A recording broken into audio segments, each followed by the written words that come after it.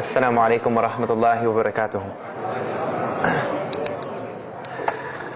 الحمد لله إن الحمد لله حمدا كثيرا والصلاة والسلام على رسول الله وعلى آله وصحبه أجمعين.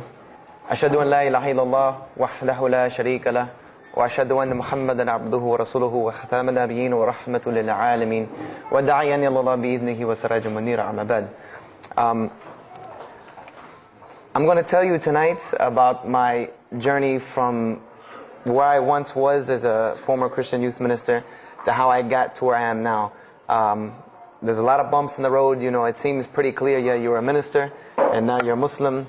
You know, but there's a little bit more to it, inshallah. So just bear with me, and hopefully you'll get something out of it. Because the point is, at the end, is I want you to get the message behind the story. Because if I was traveling around the country just to tell my story, then I would be wasting time. It's on YouTube. Anyone can go get it from anywhere in the world. So inshallah, we're going to begin at the beginning. I was born and raised in Greenville, South Carolina. I was born and raised in Greenville, South Carolina. And I was raised by my grandparents because at a very early age, my mother had stepped out and my father was working 2 jobs. So it was me and my grandparents. And my grandparents were the traditional, conservative, Southern Christian folk, as they say. They were born in, they were very, very conservative in their ideals and their ideologies, in their ways. You know, as you hear about, people being set in their ways, that was my grandparents. Like we did it this way, and this is the way you did it every single day, and that was it. And we were very religious in the sense that we went to church on Sundays, we went to church Sunday evenings, we went to church Wednesday. And in Christianity, that's considered very religious. And it was not hard for us to go to church, and it was not difficult for my grandmother to drag me to church every Sunday, which as a kid is what they had to do, because the church was 2 houses down from our house. There was 2 houses, and then there was the church. So it was not hard for them to drag me every Sunday. And I hated church as a kid because of the simple reason that, we were brought up United Methodist. And Methodist is, for any of you know, it's very traditional. It's not like you think about like screaming and shouting in church and all that. No, you listen to the preacher, you stand up and you sing, you sit back down, you listen to the preacher, you stand up and sing, you sit back down, listen to the preacher, and that's it. That's all that happens. And the pews, as they call them, the chairs are made out of wood, they're hard, you get tired of sitting there, you're fumbling around, playing with the money that my grandmother gave me to put in the offering plate, all of these things. That's what I remember from church as a very small boy. But the thing that I do remember enjoying about church was Sunday school. Sunday school is what I got enjoyment from, because went to Sunday school, you painted pictures, of like Noah building the ark, you painted, all these pictures of Moses splitting the Red Sea. You learned the stories of Moses freeing the children of Israel from Egypt. You learn the story about him splitting the Red Sea. You learn the story about Noah and the ark. You learn the story about David and Goliath. You learn all these beautiful stories in Sunday school. So this was basically, as coming up, this is what I knew about Christianity, was the stories that I learned in Sunday school, because I never listened to the preacher during regular service. So that was the only thing I knew about Christianity. So coming up, this was how it was. It was just the norm. And the conservatism in my house, just to give you an example, and about the level of conservatism is, if let's talk about gender issues, let's say when I became 12, 13, 14, and I started to actually, notice females, and I actually didn't think they had diseases and wanted to run away from them every time I saw them. Let's say I wanted to have a girl over or something of this nature. It was so serious to my grandmother that I had to make an appointment with her, let her know this girl was coming to my house.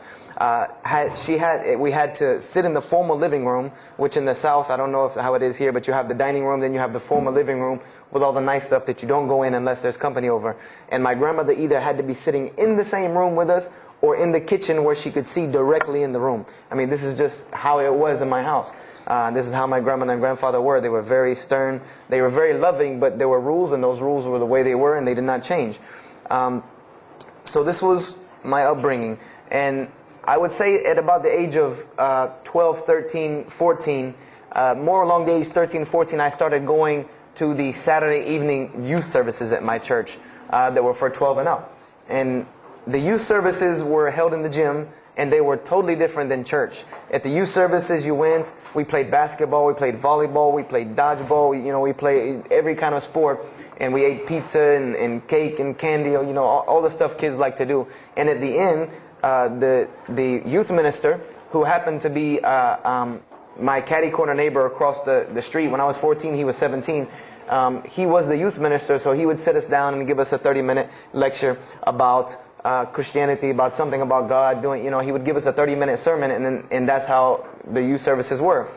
And going to these youth services, I met some other people who went to other youth services. They invited me to Young Men for Christ and other things that were going on in South Carolina. And so I started to go to these different retreats and camping trips with them. And so that is when I would say that I started to become a Christian out of will. I became a Christian because I wanted to, not because it was something I was dragged to do. I started to actually want to be Christian. This is something I wanted to do. I made my own choice and my own decision to do it. So when I turned 15, I started going to high school. And when I was a freshman in high school, my best friend, who was the youth minister, was a senior in high school. And I remember we had a very close bond because I had not have my license yet, so I used to ride with him to school every day. And it was a big deal for me to be able to ride to school with a senior, especially since he had a brand new, or it was a brand new, but he had a restored '67 Mustang, which I've always been a fan of cars when I was a kid. So we had a very close bond, and we were very good friends because both of our parents were very similar. They didn't let us do much. So we spent a lot of time with each other. And when I became a sophomore, he graduated and started to attend Bob Jones University. I don't know if that rings a bell with anyone, but Bob Jones University is a very prestigious conservative Christian college in South Carolina. It's probably the most conservative college I've ever seen. Because the Moody Institute is known as one of the most famous in this country, it's in Chicago.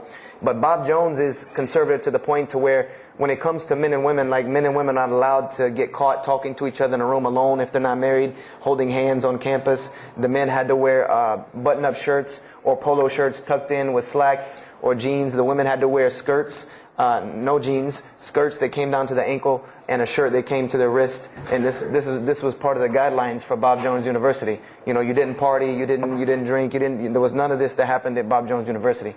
And he started going there, and his major was textual criticism. And textual criticism probably doesn't ring a bell with anyone, and to explain it in detail would probably take another entire lecture. But just to give you a brief synopsis of what is textual criticism. A textual critic takes the ancient manuscripts of the Bible, the pieces of parchment that were found all over the world, and he has to learn Hebrew, Greek, Aramaic, Latin, these languages that these parchments have been found in. And he has to take these scriptures and try to find out where they came from, why there are variations in the many different versions of the same parchment. Let's say you have Matthew chapter 1 from the Bible. There might be 5,000 different variant readings of Matthew chapter 1 in 6 languages. And so he has to be able to take all these and sift through them, try to find out why there's so many variations of the readings, and then determine which one is the original. And that's not as easy a task as it seems. You could figure, which whenever the oldest is probably a more original, which is not the case since there are no originals.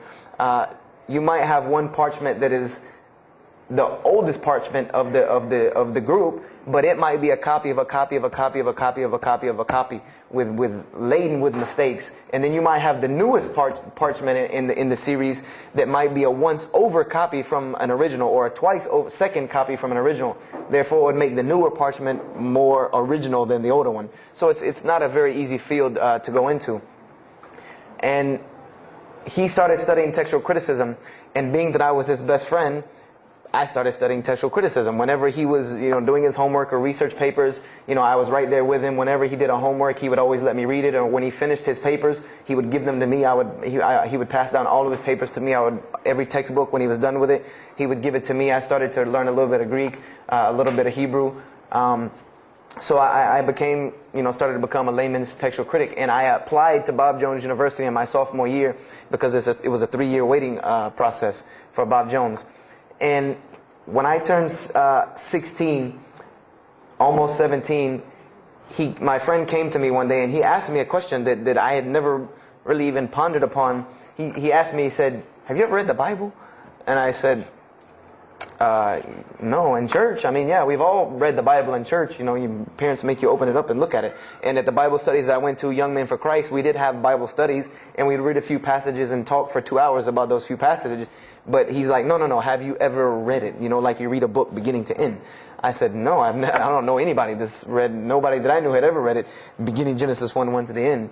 He said, but this is the inerrant Word of God, as we are taught. This is our instructions on earth.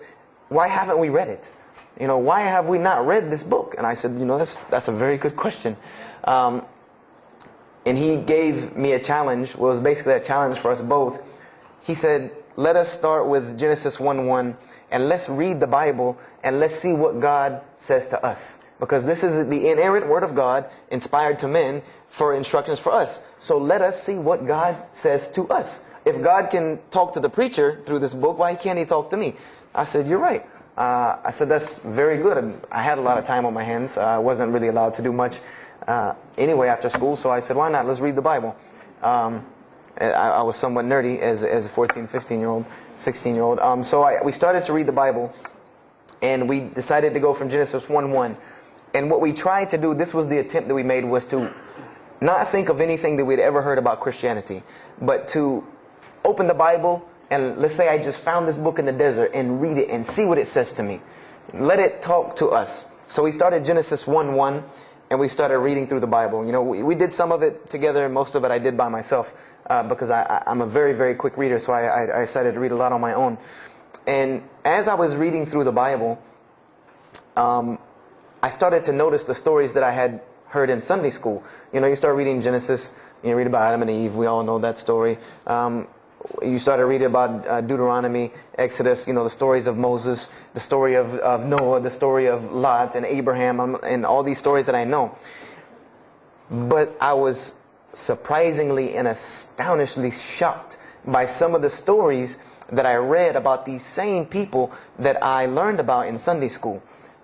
Just for instance, and this is a big testament to why Allah kept sending us prophets and why Islam was sent as a complete and perfected deen with the Quran. If you read about Noah in the Bible, there is the story about Noah saving humanity from the flood with an ark and all of that. There is this in the Bible. There's another aspect to the story of Noah that not many people know about unless they actually take time to open a Bible. This will not be preached from any pulpit anywhere. Is that the Bible says that Noah was an alcoholic. This is the Bible's portrayal of Noah, or Nuh alayhi salam, that he was an alcoholic, that he was a drunkard. This is the word used in the Bible, that he was a man given to alcohol. And I'm a psychology major, and my field of specialty is mental illnesses, and alcoholism is one of those, is a mental illness. And I know from seeing alcoholism's effect on one of my close friends' parents, I know that someone who is truly addicted to alcohol, and if Noah lived for so long addicted to alcohol, he was seriously addicted to alcohol. It is hard for someone addicted to alcohol to hold down a 9-to-5 job working at McDonald's flipping hamburgers, much less construct an ark to save humanity from a flood that's never happened.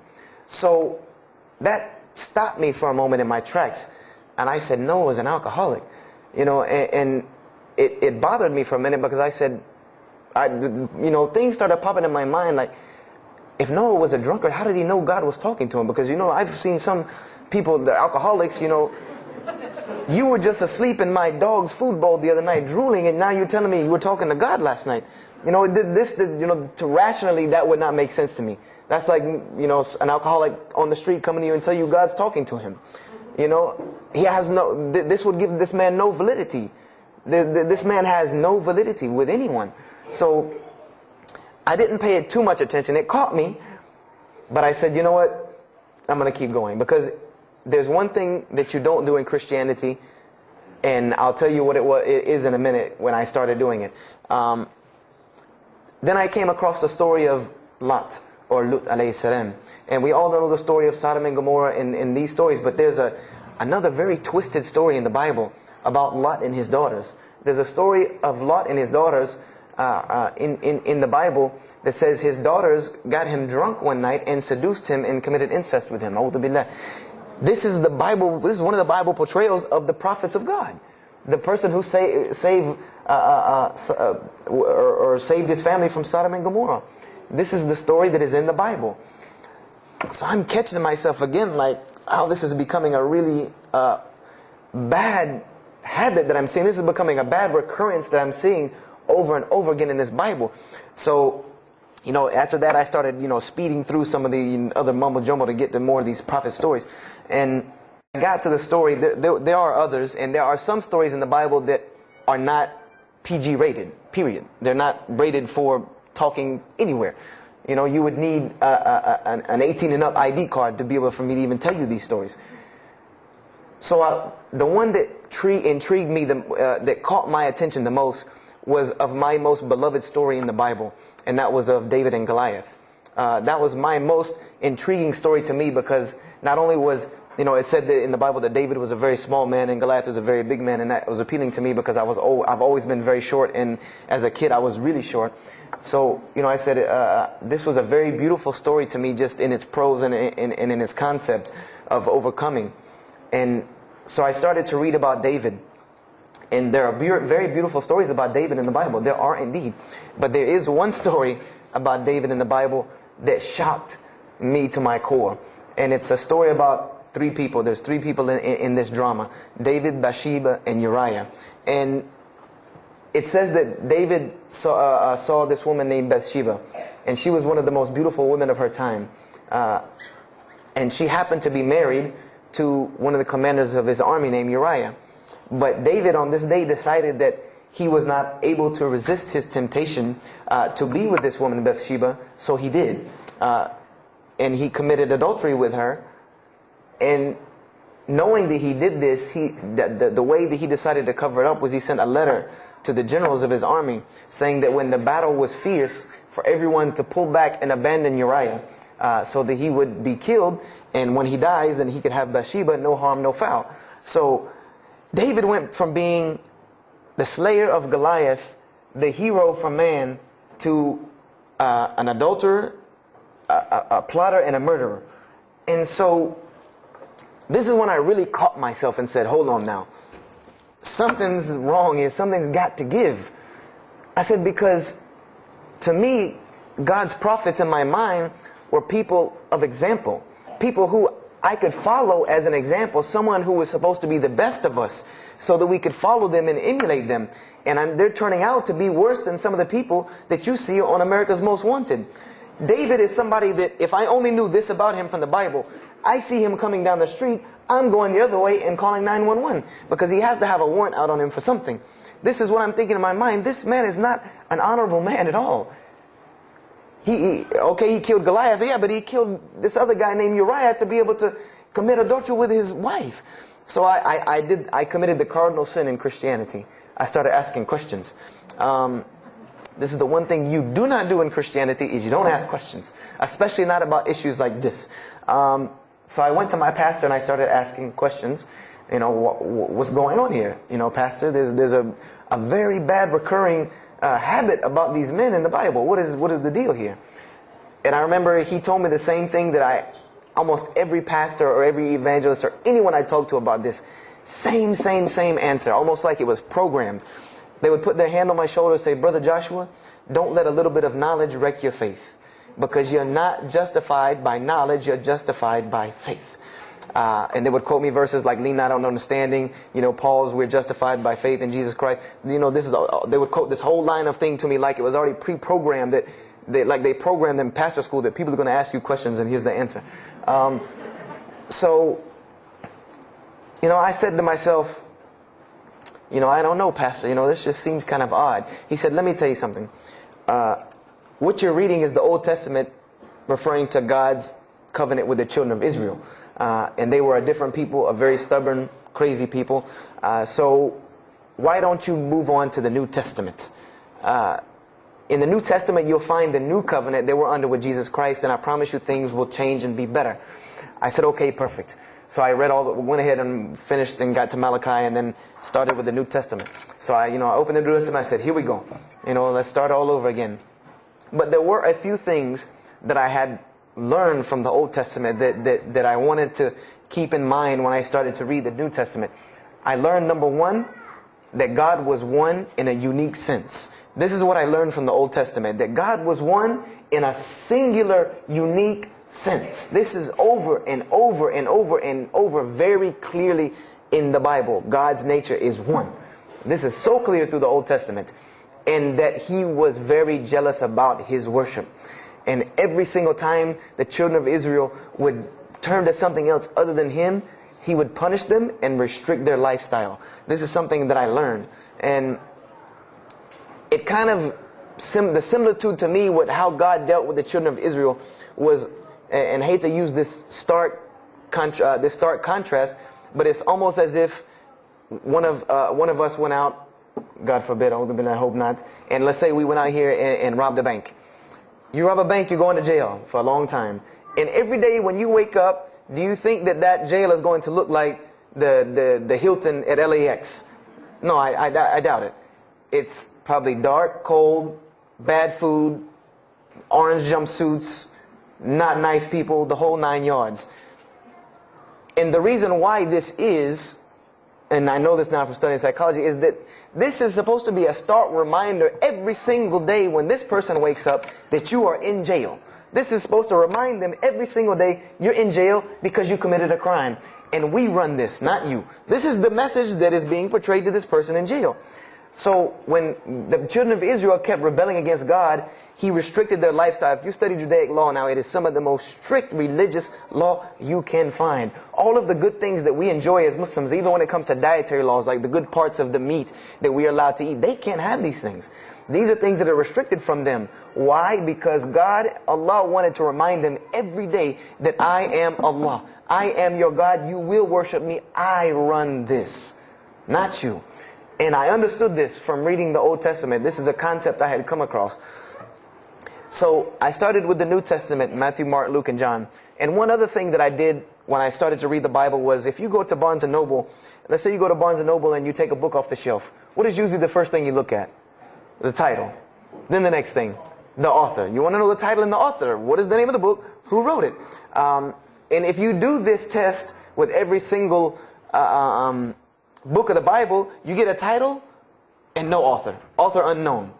Or author is appears to be so-and-so. Or we derive that so-and-so possibly written this. Like let's just say for Exodus, they say Moses wrote Exodus.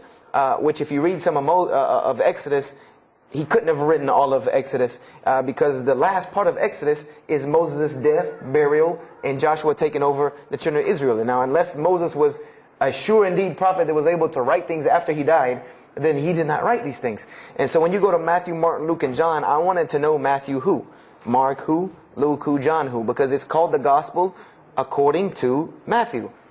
The bad thing is that no one knows. No one knows because no one penned their name down to these things. No Bible scholar in his right mind will tell you that we know for sure Matthew so-and-so wrote this, Mark so-and-so wrote this, Luke so-and-so wrote this, John so-and-so wrote this. It's factual information that we do not know who wrote these. So I was intrigued. I'm like, that doesn't, why would somebody write this book that's supposed to be passed down over generations and people are supposed to, this is the inspired word of God to guide mankind, and nobody decided to pin down who wrote it. But anyway, I started to read it, and I started to notice things about the teachings of Jesus Christ. And they were not what I had learned in church. When Jesus spoke, He spoke of the nature of God. And when He spoke of the nature of God, it was the same nature of God that I found in the Old Testament. Jesus said many times that God is one. God is unique. He would even quote from the Hebrew Scriptures. Hear, O Israel, the Lord your God is but one. When He was asked, what is the greatest commandment? Or He was asked the greatest commandment. He said the greatest commandment, and every Muslim should understand these two concepts. This should be nothing new to you. The greatest commandment is to love the Lord your God with all your heart, with all your might, with all your strength, and then to love your neighbor as you love yourself. He said the rest hang on these two, which we know in Islam we have rights of the Creator and rights of the creation. So this was the concept that He was teaching. And he even said in 1 John 5:17, and this was more clear to me than anything else can be, this is life eternal, that they may know you, the only true God, and Jesus Christ, whom you have sent. And when you look at that in the Greek and the Aramaic, it is almost exactly to a T of La ilaha illallah Muhammad Rasulullah. Now that I know Arabic and have understood that, very same similar statements. Yes, indeed, there were some implicit statements about that you could implicitly, if you took them and separated them from everything else, you could maybe derive that Jesus was trying to claim some divinity or something for himself. But I also know from doing psychology, and I did a little bit of law too, that an implicit statement cannot override an explicit statement. An explicit statement always takes precedence. So if Jesus said God is one, and he anagorically may have alluded to God being more than one, then the clear statement overrides that each and every single time. So this is what I found through the New Testament.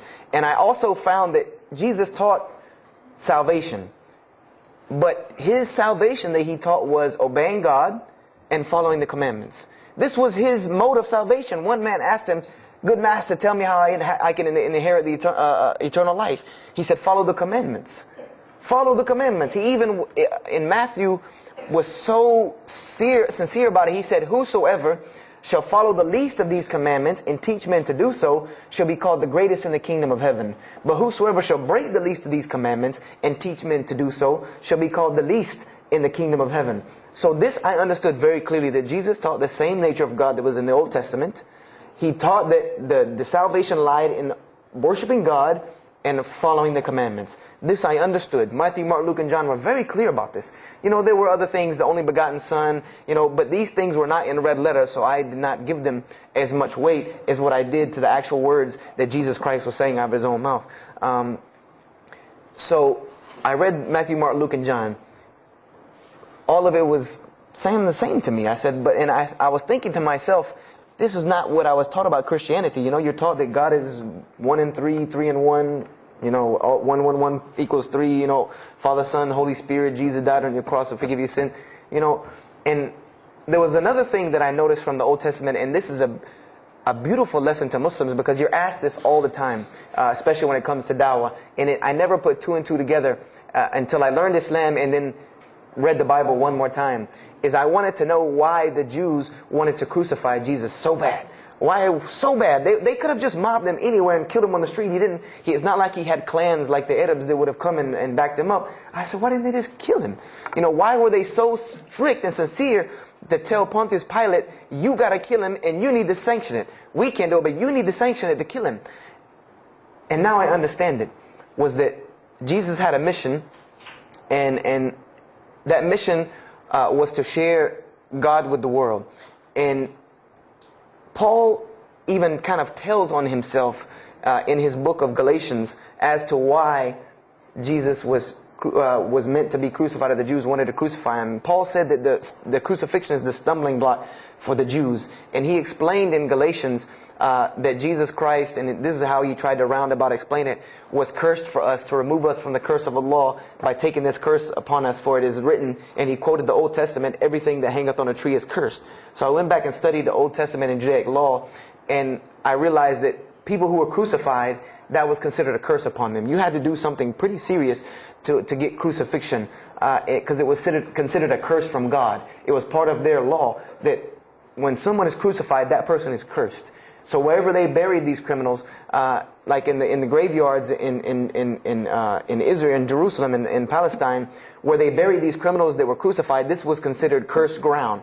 This was considered ground that you didn't go on, and you did nothing here, because these people are cursed by God.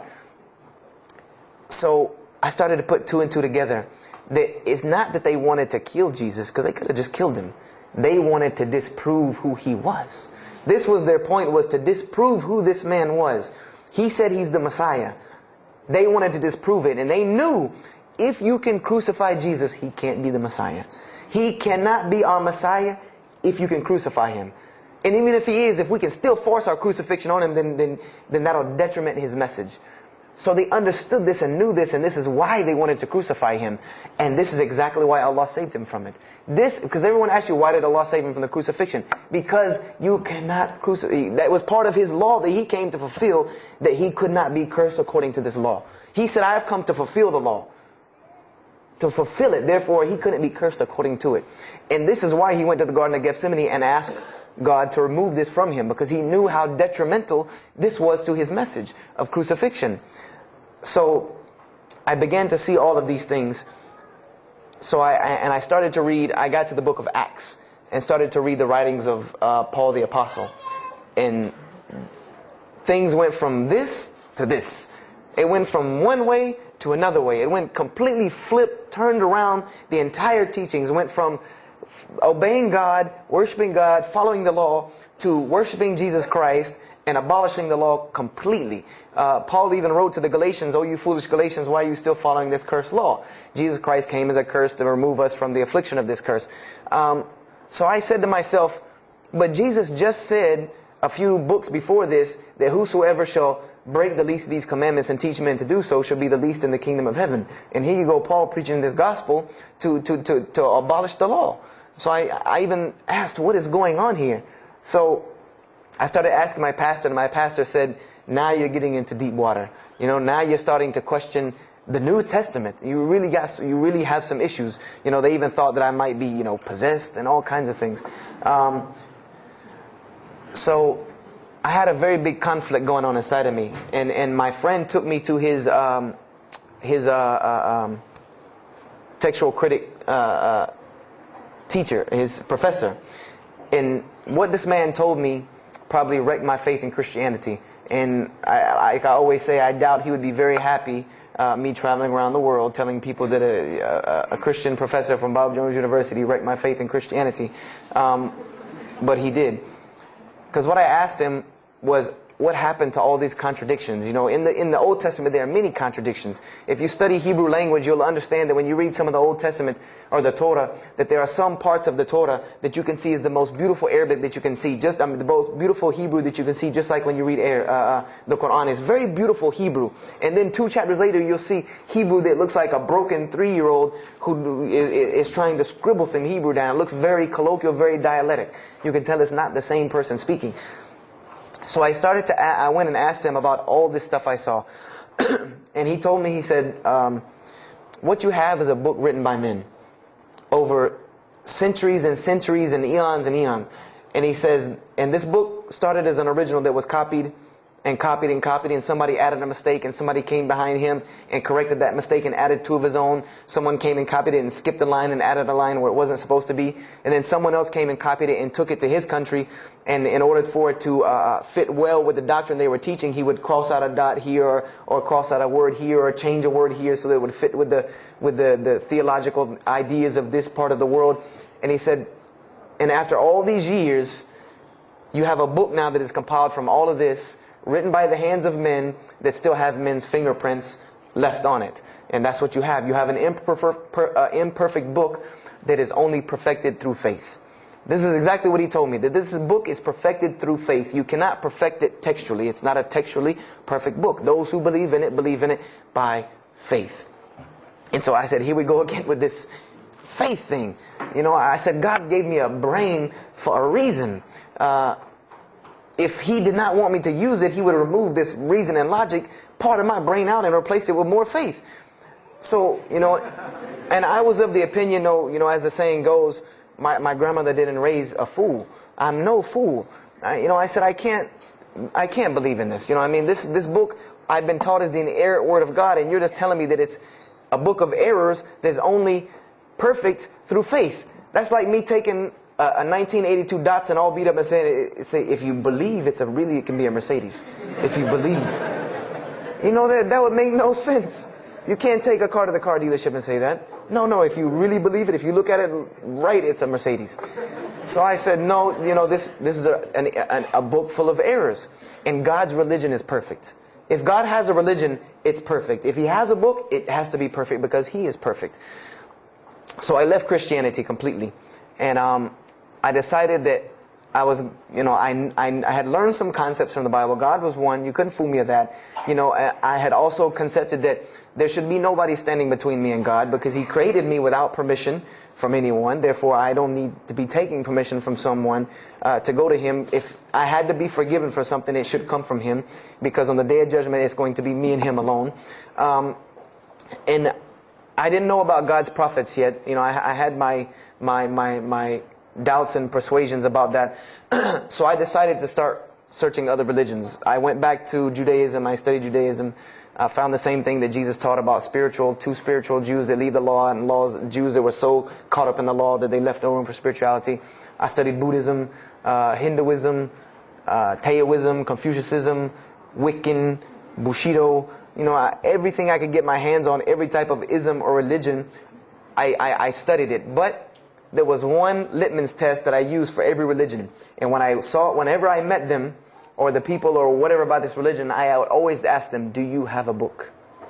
Do you have a book? Because another thing I had come to the conclusion of is that if your religion is true, you should be able to tangibly hand me something and show me that this religion is true. Give me something that I can see. I don't want to hear that faith stuff anymore. I heard that all my life, and look where it got me. It got me thinking I'm driving a Mercedes running around in a 1982 beat-up Datsun. I said, no, you have to show me. And so I read the Bhagavad Gita, I read the Torah, I read the Scrolls of Tao, I read the Code of the Bushido, I read the Wiccan Book of Spirits and Spells and all that other magic stuff they have. And I read all of these things, and I found something very congruent with all of it, was that there were very same philosophies and teachings in all of these major religious books. They all talked about God and His nature. Most of them alluded to the fact that God is one, and that God sends messengers to us and people to us to teach us. But they were filled with a whole bunch of garbage, to be honest with you, that I couldn't logically, rationally believe. So at about the age of 17, just about the time, about 17 and a half, I gave up my search for God. And I became kind of angry with God, because I said, here I am looking for you, and I can't find you, and it doesn't look like you're giving me any help. And I don't know how many of you know, but for a 17-year-old that is frustrated with God and the world, there's a lot of trouble he can get into. There's a lot of things he can do to put himself in predicaments when he's frustrated with the world and had come to the conception that, if there's a God that exists, then He doesn't really care about me. That's a kind of a dangerous young man. So I started doing the whole partying in trouble, going to parties, drinking underage, all of this stuff I started doing. I'm a perfectionist at heart. So when I was a Christian, I tried to be the best one I could. If I was going to switch to being any other religion, then I was going to do that 100%. So you better believe when I went after the dunya, I did that 100%. And I was a martial artist since I was 15 years old, and even though it was only 2 years, 2 years at 17, you think you're Bruce Lee. So I got into a lot of fights. Got kicked out of school, had to go to another school, got in one fight, got arrested for a fight, and there were a couple incidences that stopped this downward spiral, because I was on a very, very quick downward spiral and I believe if I would have continued on that downward spiral, I would probably end up hurting someone, killing someone, or them hurting or killing me. And there were two incidents that brought that to an abrupt stop, like pulling the emergency brake. And the first one was a car accident that I was in. My friend and I were on the way back from Clemson University from a frat party, and we were driving up 385 in South Carolina, and we were both highly intoxicated.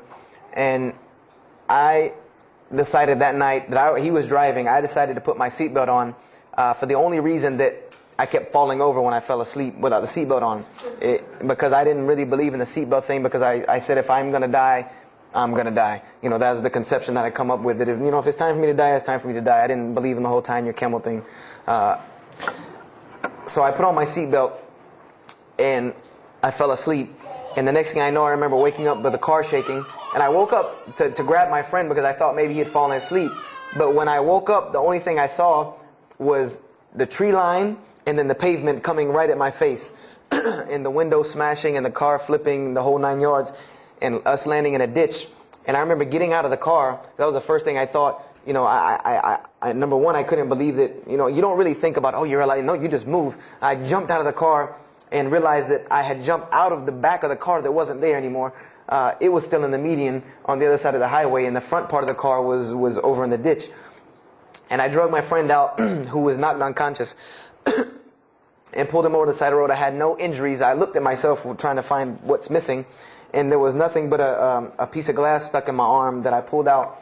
And it just so happened that a state trooper was passing the other way, because he turned around and came back. And when he came back, he asked what had happened.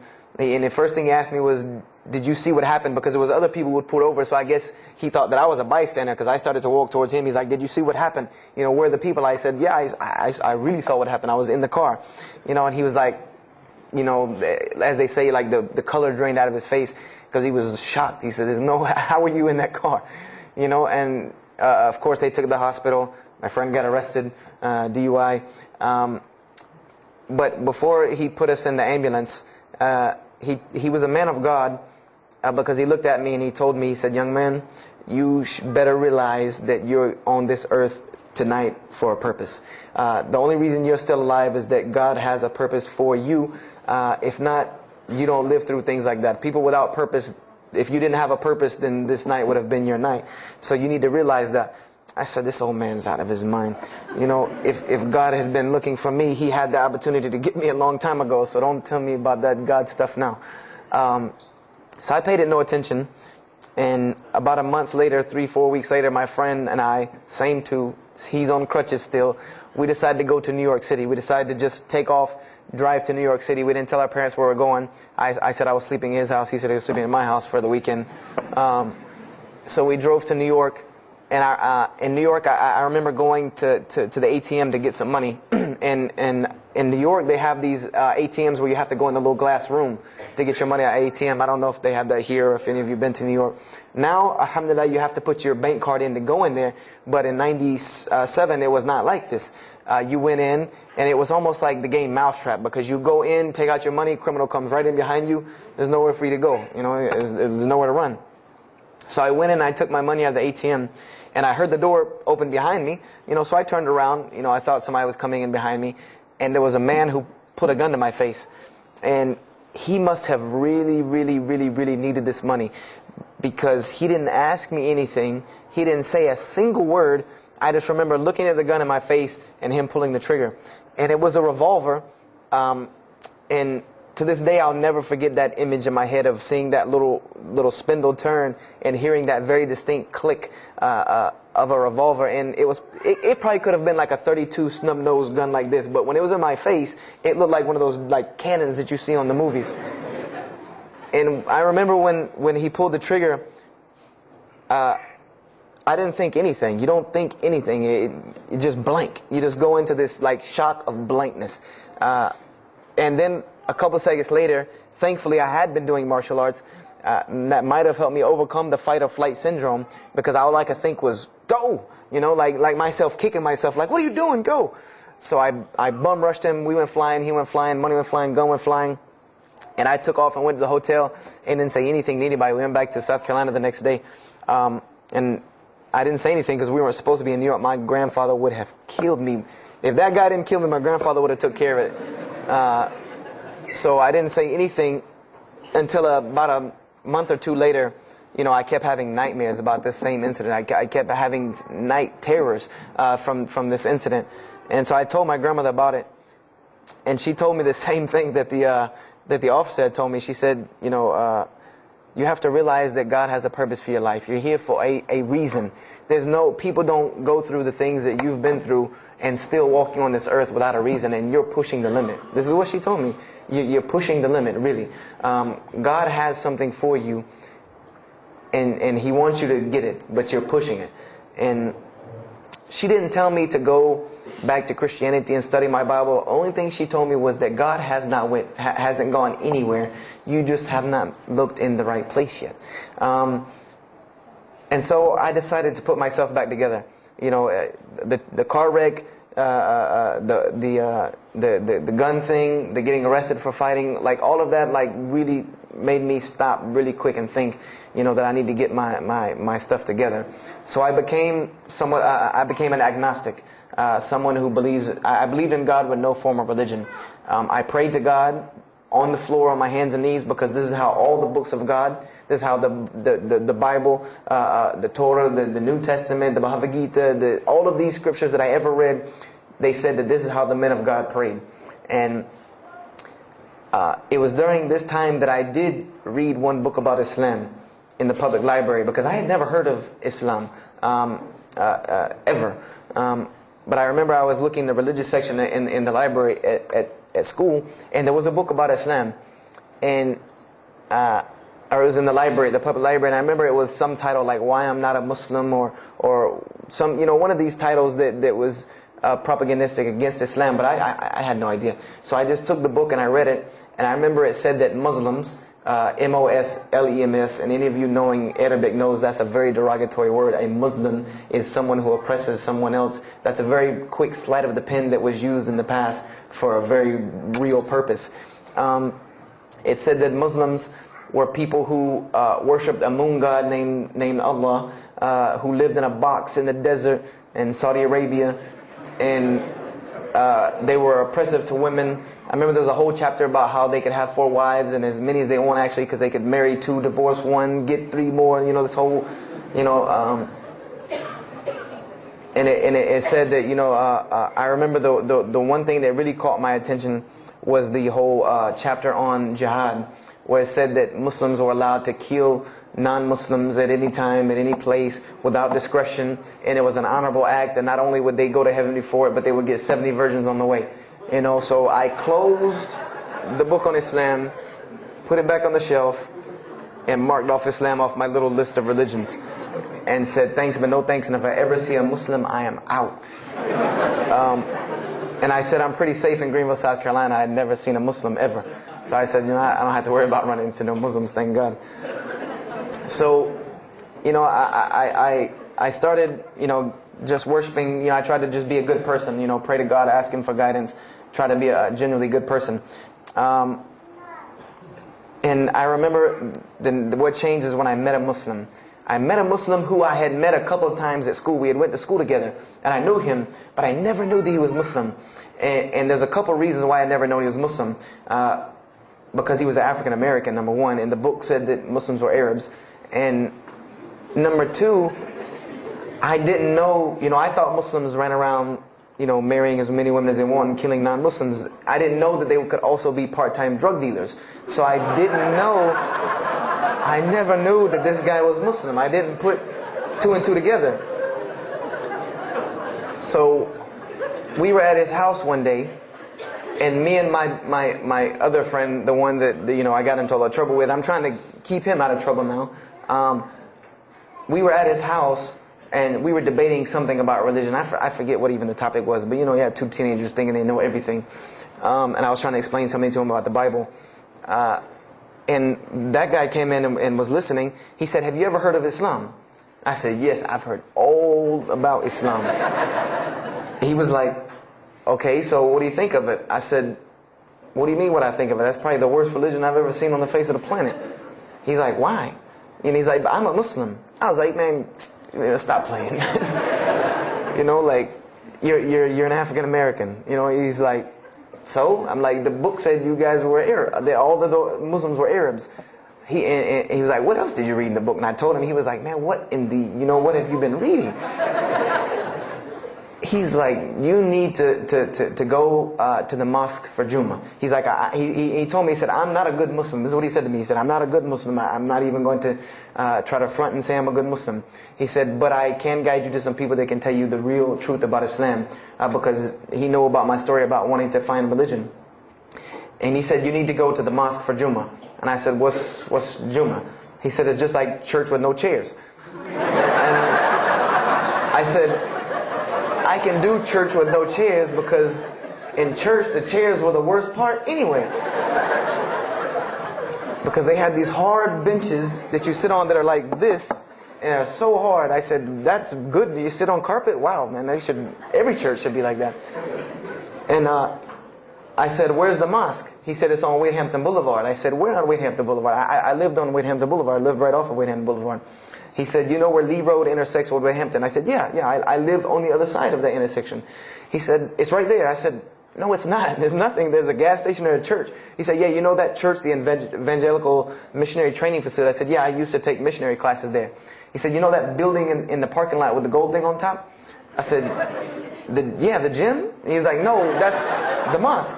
Because I had always thought it was the gym because it was in the same parking lot and it was just rectangular with 2 glass doors in the front. And you could literally walk in between the church and the masjid and touch them like this. Anyone doesn't believe me, go to Greenville, South Carolina, look at the masjid. You can almost touch both of them just like this. He said, yeah, it's right there. I said, I've never, at first I was shocked. Like, I've been living across the street from all these crazy Muslims all my life. I said, I never knew. And he told me to go to Juma, and I asked him what time. He said he would meet me there at 1 o'clock in the afternoon on Friday. So I said, okay. I went on Friday. And I'm waiting outside for him. I'm not going inside. That's not happening.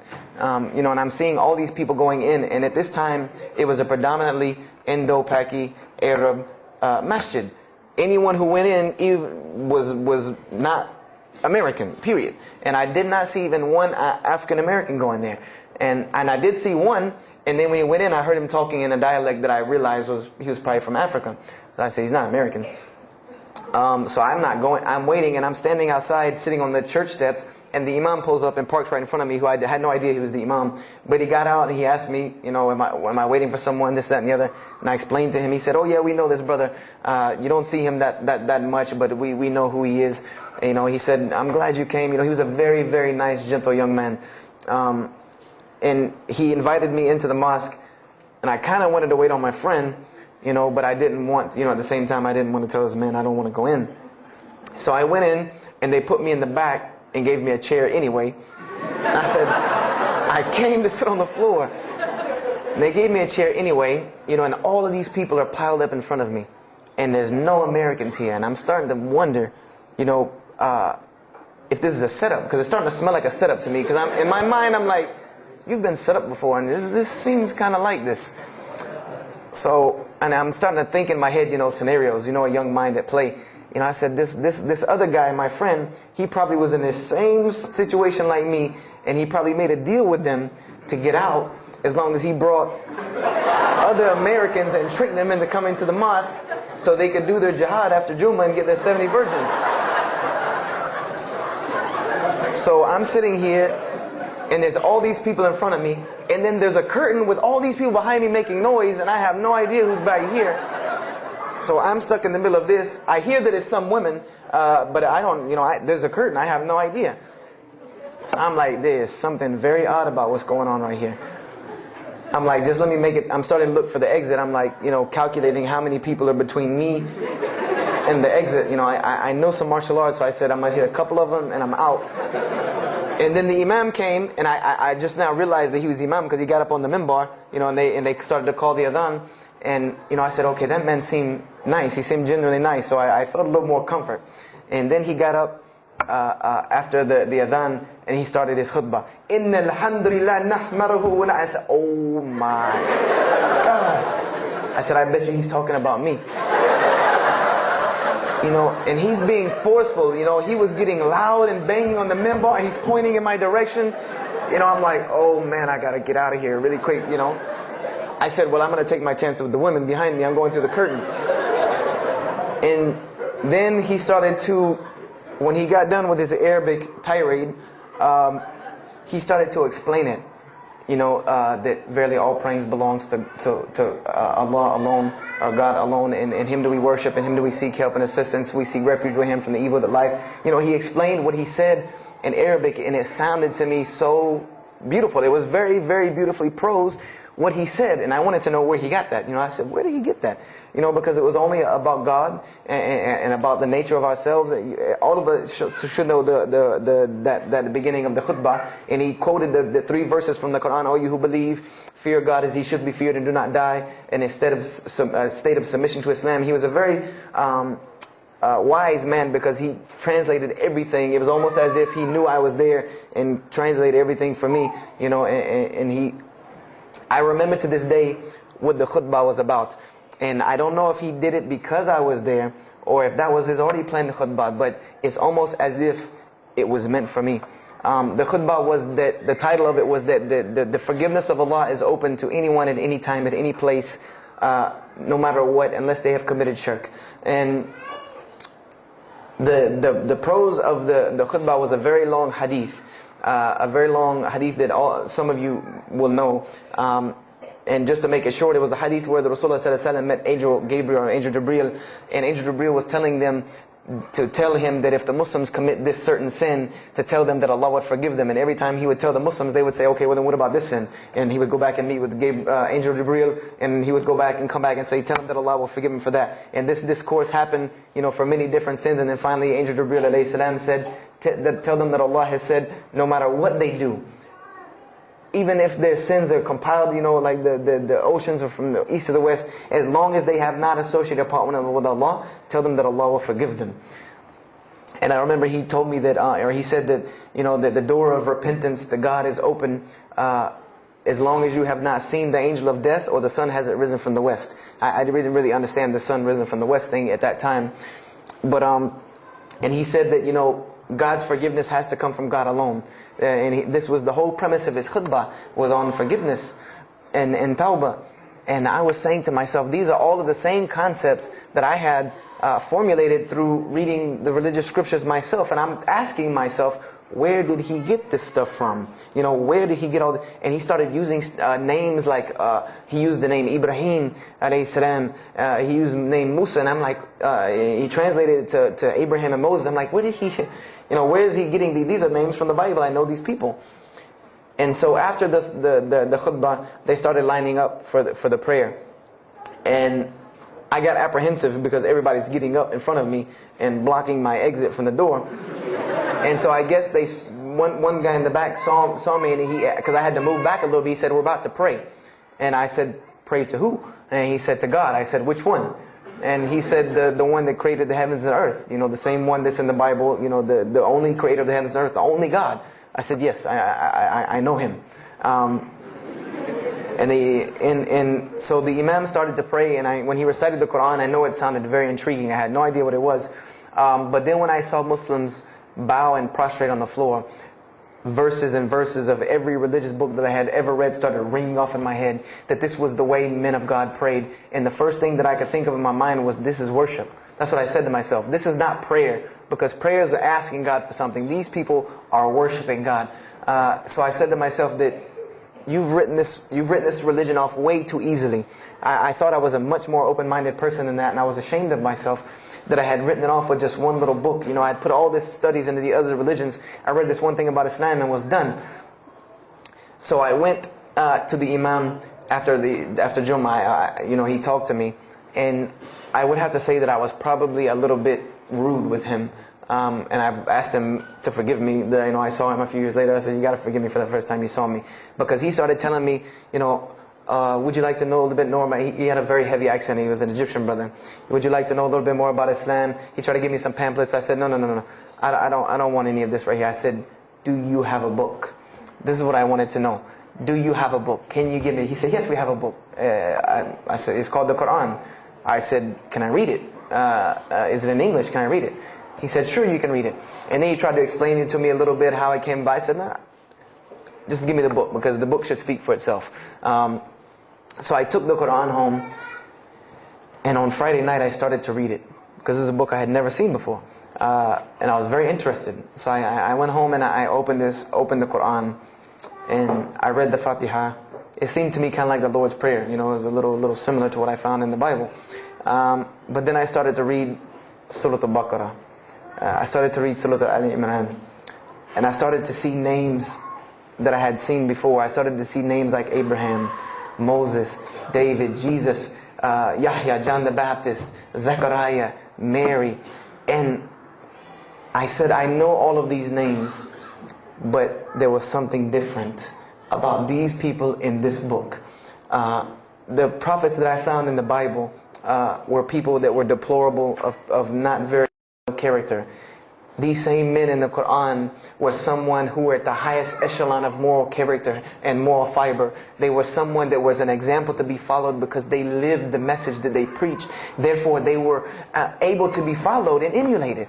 So, I read all of these chapters and I read the story of Jesus, peace be upon him. Because when I saw the name Jesus first, that really intrigued me. I wanted to see, what does this book have to say about Jesus? And I read the story in Ali Imran, and I read a story in Surah Al-Maryam. And it was more beautiful than anything I had ever read in the New Testament, or any nativity story that I had ever heard. It was more beautiful than that, times 10. I remember the only thing that I could capture my mind was the miracle of how, because in the Bible you never really figure out the conflict of how Mary gets over this finger pointing at her about her coming with a baby and she's not married. There's no real end to that. There's no real defense for her from this in the New Testament. But the Quran is so explicit and so clear that Jesus' first miracle was to speak from the womb, to speak as a baby and defend the honor of his mother. Something that you cannot deny. Something that you cannot deny about her, who Mary was, when you have this baby speaking on her behalf. So I would say I read the Quran entirely in 3 days. But that first night, after I had made it through Surah Al-Imran, my heart was already given to this book. I didn't know what it meant to be a Muslim. I didn't know how to be a Muslim. I didn't even know what that meant. But I knew that whoever it was that followed this book, I wanted to be like these people. I wanted to be like the people that I read about in this book. These were people I could follow. These were prophets. This was a book of guidance. And this was something that the book is calling and appealing to me. That if you don't believe in this book, you never see that. I've never seen this in any other scripture. The direct challenges that are in the Quran, that if you don't believe this book is true, put it to the test. Put it to the test. And this was something that was so astounding to me, that God is telling you over and over again, if you don't believe this is the truth, test it. Bring me something else like it. Test it. Put it to test. If it was written, if there was more than, all of the analogies about God, everything was so logical, so rational, so reasonable in my mind that it was like 2 + 2 = 4, and that was it. There was no 1 + 1 + 1 = 3, egg, yolk, water, fire. There was none of that foolishness. The Quran was very direct and very straightforward in its teachings. So I gave my heart to Islam that night in my living room, reading the Quran, and I cried and cried, that I had been looking for the truth all this time, had searched all this way, and it was right across the street from my house. And so I went back on Monday to accept Islam and ask these Muslims where in the world they've been all this time, and I go ready to go in there and do my thing, and I go and the masjid is locked. And because they only came on Fridays and for Isha during that time, and I didn't know. So I said, okay, I guess I have to come back on Friday, because every time I passed by the masjid after that, it was always locked. So I came back on Friday and I took my shahada, and as they say, the rest is history. But I don't travel around the world, and this was in December of 1998. I don't travel around the country and the world telling my story, just for the entertainment value. Even though I've been told it does have some entertainment value, I don't tell it for that person for sure. If that was the only reason, then you could just get it off of YouTube and it was the same exact story. I'm going to finish with this, and I hope you can give me 10 more minutes, inshallah, to tell you why I go around telling my story. I tell my story to let everyone realize that there are millions and millions of people just like me. Just like me in 1998, searching for the truth, can't find a way out. There are millions of people. There are probably millions of people in California, hundreds and thousands, if not millions, right here in in Orange County and Los Angeles in the Southern California area, that want to know the truth, that are tired of hearing the same garbage preached to them over and over again, tired of this shaitan box telling them the same thing over and over again, tired of the world being in the condition that it's in, tired of their life being in the condition it's in. And we as Muslims have the solution to every single one of their problems. And guess where we keep it at? Right here inside the masjid. Right here inside the masjid, we have all of this truth. We have the solution to every problem in the world. You want to solve the world hunger? The problem of world hunger? Islam has the problem. You want to solve the problem of world poverty? Islam has the answer. You want to fix the economic situation of this country? Islam could fix it tomorrow. And this was in an op-ed piece in the Washington Post. In the Washington Post, there was an op-ed piece that the two markets that are falling apart in this country are investments and housing. And there are two people in this market that while the rest are bottoming it out, this market is steadily climbing. It's not getting rich overnight like people want to, but it is continually going up, and that is Islamic financing and Islamic housing markets. These two things are so steady and so strong that economists in DC are trying to figure out how they can take some of these Islamic principles, from these investing and housing firms, and plug them into this system to give it some stability, because they realize that you won't get rich overnight in the Islamic system, but it will be stable. It will be something that will give stability.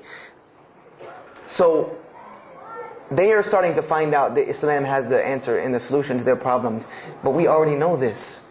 We already know this, that we can solve every world problem with Islam, would put it into it. But the problem is, we're hiding it from the people. Unfortunately, willingly or unwilling, knowingly, unknowingly, we are hiding this from the people. And there's a statement in the Quran and that Allah warns the Jews about what they did with their religion. And it is a statement that is left in the Quran for us, that verily those who conceal the evidences and the clear proofs, after we have made it clear for them in the book, they are those who are cursed by Allah and cursed by those who curse, unless they repent and reveal that which they have been concealing. Those I will accept their repentance, because I am the one who accepts it, the most merciful. We have become guilty just the same way the Jews have of hiding the truth about their religion. When they saw the Prophet Muhammad ﷺ, they knew the truth and wanted to hide it. People, we know the truth about Islam, and we are hiding it. We as Muslims are running around begging Allah for dignity and honor and help, when He has already given it to us in this deen. Everything that a Muslim could ever want has already been given to him in this deen of Islam. Anything that you ask Allah for, there is an account set up for you to go take it out of. You just got to find it where it's at. And any of you, I'm not going to go through the ayahs for they're too long, but if you want to know the solutions to every one of your problems in this world and the hereafter, just go read Surah Al-Saf, ayah 10 through 13. Very, very easy solution. If I had the time, I would read them to you, inshallah. But we have the cure to every disease in the world. And we're not giving it to the people. And I want to use this as a parable, because I really want this to hit home with you. Let's say, what is your name, brother? Abdullah, mashallah. Let's say me and Abdullah are best friends. We're brothers in deen. We're roommates. And we've been roommates for years and years and years. And let's say brother Abdullah has contracts an illness, a disease that is one of the most painful diseases that any human being can ever go through in his life. And it's not something that is going to kill him quick. Let's say this disease is going to suffer and fester with Abdullah and make him not be able to eat, sleep, nothing. He's just miserable all the time. When I come home in the evening, he's rolling around on the floor in pain. And let's say I know him in this condition, and let's say one day I come across the cure for his disease. Someone tells me that if you give this to Abdullah or anyone like him, he will be instantly cured and he will never suffer again. And let's say I take that and put it in my pocket, and I don't give it to Abdullah. Why? Why don't you give it to Abdullah? Well, number one, I'm way too busy. I have 2 jobs, going to school, I have a long commute back and forth, I got to drive up and down the 405 every day. I don't have time to give Abdullah this medicine, man. If he wants the medicine, he'll go get it himself. I don't have time. I'm really busy. Number 2, I'm not a doctor. I should not be prescribing Abdullah medicine, and I'm not knowledgeable in medicine. If he wants help, he should go see a doctor. I'm not a doctor. Number 3, Abdullah's, please forgive me, but Abdullah's kind of stubborn. He doesn't really listen very well. He's kind of set in his ways. So even if I tell him this medicine is good for him and it'll cure him, he probably wouldn't even take it anyway. So why waste my time? Do any of these excuses sound familiar? And let's say I don't give this medicine to Abdullah and he dies. And let's say he dies the most painful death that you can ever imagine. I want to ask you a kind of rhetorical question. I want to ask you kind of a rhetorical question. Do you think on the Day of Judgment that Allah is going to call me and Abdullah up and ask him about this incident between me and him because I've oppressed him? I have oppressed him. I've allowed him to suffer knowing that I could ease his suffering. I'm sure Allah is going to ask us about this. But you know the beauty about Islam is that if Abdullah was a good Muslim, bore this disease patiently and died, he dies as a shaheed, inshaAllah. And on the Day of Judgment, this is how beautiful Islam is, that he could very well come before and Allah ask us about this, and Brother Abdullah say, you know what? Allah, I forgive him. So you forgive him. This is the beauty of our religion. And Allah will forgive me. But the disease I want to tell you about is the disease that every single non-Muslim walks around with every single day, and they don't even know it. It has no real physical symptoms, and that's the disease of shirk, the disease of being jahl, being ignorant about Allah subhanahu wa ta'ala. Allah gives them life, and they worship someone else. Allah feeds them, and they thank someone else. He created them and fashioned them in the womb of their mother and knows them better than they know themselves. And they have no idea who He is. They don't even know who He is. If that doesn't pain your heart to see a person in this condition, then for sure the hearts have become hardened. Because when I see non-Muslims, especially when I sit in places like airports, I see this disease. I see it on them. I see them walking around with it. And there's so many of them passing me, I think to myself, there's no way I could talk to all of them. There's nothing I can do. And this disease is something that not only is not going to show up as a physical symptom, and is going to leave them ignorant about Allah subhanahu wa ta'ala, but when the day they die, they will die the most physically painful death that anyone can ever suffer. The Rasulullah ﷺ said that when the angel of death comes to the disbeliever, it doesn't come kindly. He yanks the soul through the nose, and it's as if his flesh is torn from his bones. It's as if they take Brother Abdullah and turn him upside down and stuff him in a human paper shredder. This is the death that is waiting for those who do not know Allah subhanahu wa ta'ala. And you know the unfortunate thing? That while you've been sitting here listening to me, thousands of people have died. Thousands of people have lost their life not knowing Allah while I'm talking to you right now. People in this city have lost their life, and there's nothing we can do about them. They're gone. It's too late for them. We can't save them even if we want to. And that's a deplorable, deplorable, sad, sad fact that we can't save them. But there are many, many, many, many who we can save. And that all that takes is us taking this light of Islam we have and showing it to the world. There's a statement in the Bible, and I finish with this. Whether Jesus alayhi salam said this or not doesn't matter, because this statement is one of the most profound statements that has been somewhat of a focus for me in my mission of da'wah. It is said that no one would bring a candle into his home and then place a bucket on top of it, because then no one would benefit from the light. No, if someone would bring a candle in their home, they would set it on the table in the middle of the room so that everyone could benefit from this light. And unfortunately, the Muslims of this generation, we are a bunch of candles with buckets on top of it. No one can see our light. No one can see the beauty of Islam. And believe me, if you don't see it, believe me, take it from someone who was once standing on the outside looking through the window at that light. It is one of the most beautiful things you can ever lay your eyes on. It is a treasure to be found of treasures. And everyone else can see this, and they will see this if we show it to them. If we allow Islam to be Islam.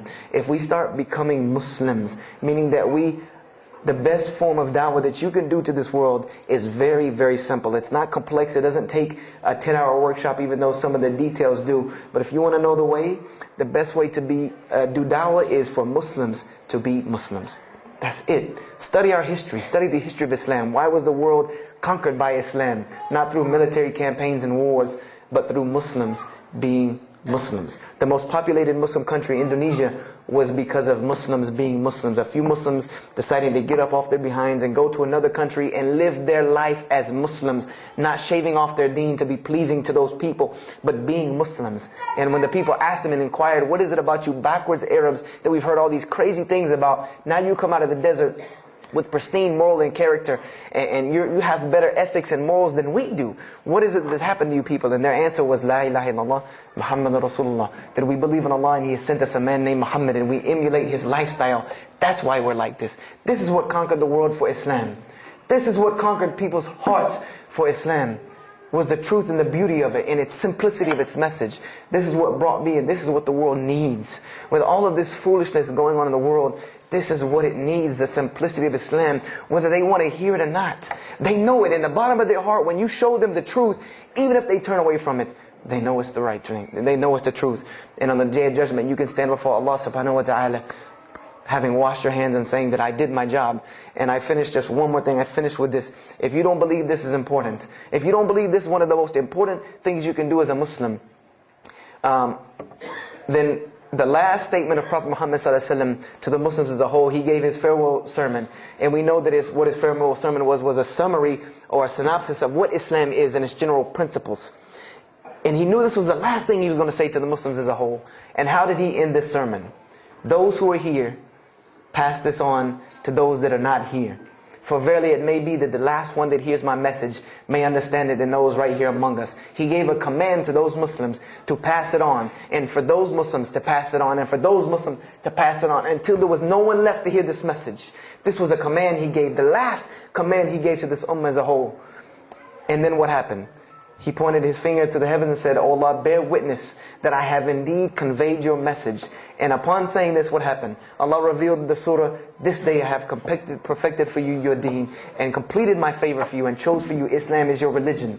And the last statement that Prophet Muhammad ﷺ gave to us before this was revealed was that we must pass this message on. He gave us that duty. He took that duty that was only reserved for prophets. No one else, no other. If you don't believe me, go read Surah Al-Bayna about what was commanded of the other nations. No other nation was given this opportunity and blessing to pass on this deen except us. Because there are no more prophets coming. So the job falls on our shoulders. Qurans are not going to fall out of the sky and hit people when they're walking down the street. This job has now become ours.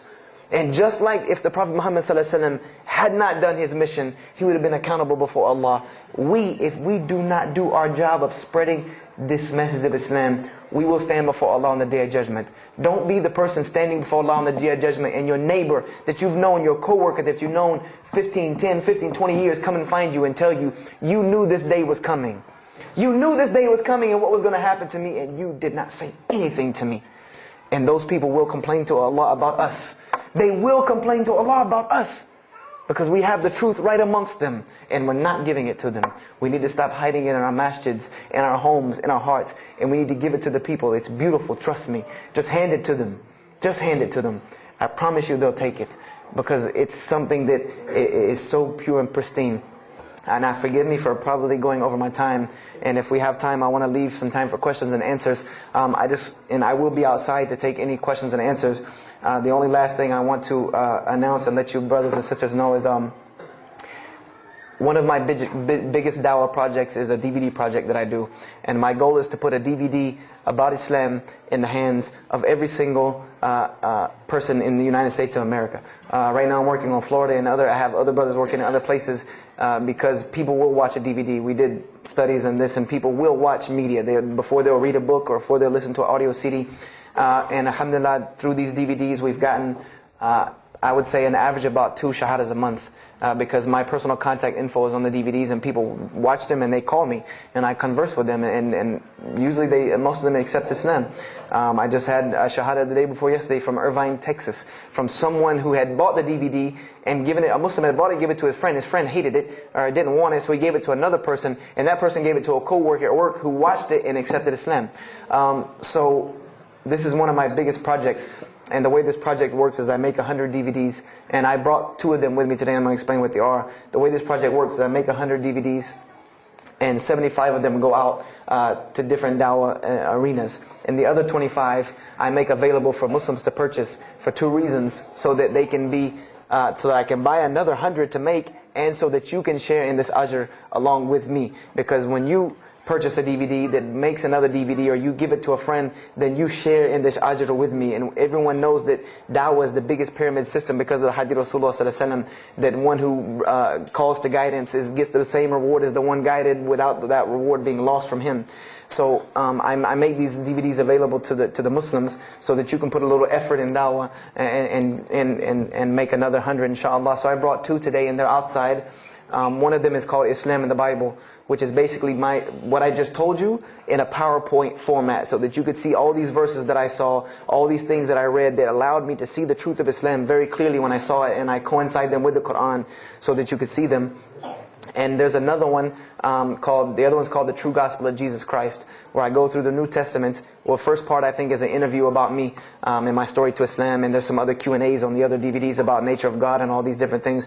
But it's a PowerPoint presentation about the New Testament and Jesus Christ, and how you can prove to someone that Jesus Christ taught Islam from the New Testament, from their own book, that they have to agree. They either have to believe it or reject it. And if you believe it, then you have to believe what I'm saying is true about Islam. If you reject it, then this is your book, not mine. So, I try to use these 2 teaching methods, and they also can be given to non-Muslims because they're in a PowerPoint format. They're in a very educated format, and they're available outside for $10 each. So if you could, please don't make me take any of them back home, because they always hassle me about taking 200 DVDs on an airplane anyway. So please come and get them. And if you have any questions, my contact info is on there and everything. If you have any more questions for me, and my website and everything. I thank you for your time. And if anything has been of benefit, know that truly all good comes from Allah subhanahu wa ta'ala. And if anything that I have said is incorrect or hurtful or shameful, know that indeed that comes from my own nafs and my own lack of understanding. أقول كذا هذا واستغفر الله لي ولكم فاستغفروه إنه هو الغفور الرحيم. السلام عليكم ورحمة الله وبركاته.